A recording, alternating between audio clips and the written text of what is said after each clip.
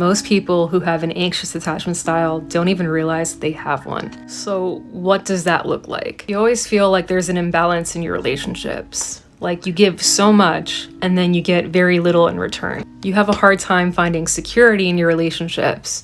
It's like you're always waiting for the other shoe to drop. You're waiting for that person to leave you or cheat on you or betray you in some way. You experience more moments of insecurity or jealousy than you're proud to admit. You tend to get very consumed by your romantic relationships, meaning when you fall in love, all the other parts of your life take a back seat. You also tend to get into relationships with people who are emotionally unavailable.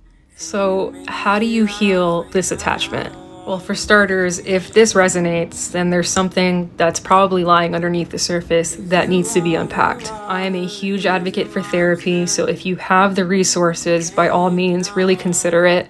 But aside from that, there's something that I want you to think about. One thing that I've realized is that when you have an anxious attachment, you tend to struggle with your identity and feelings of self-worth.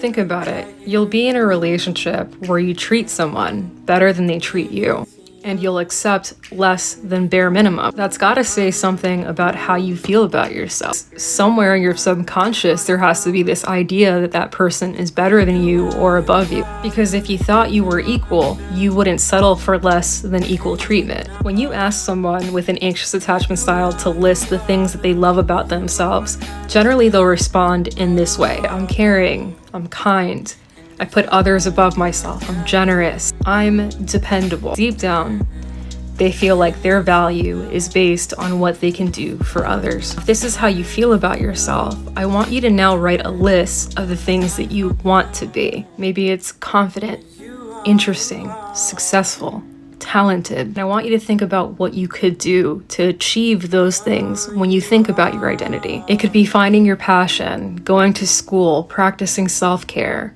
exploring one of those hobbies that you always thought was cool, but you never thought you could do yourself. No more of this, I can't, I'm not.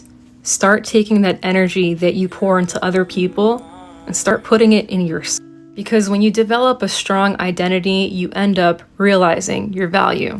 You no longer stay in situations that don't serve you because you know that you got it like that. You know what I'm saying? Once again, therapy is great, but if you don't have the resources, I do one-on-one coaching sessions where you're free to just vent and express yourself without judgment. There's also plenty of free tools out there to help you on this journey, but just keep at it because you are more than what you can do for other people.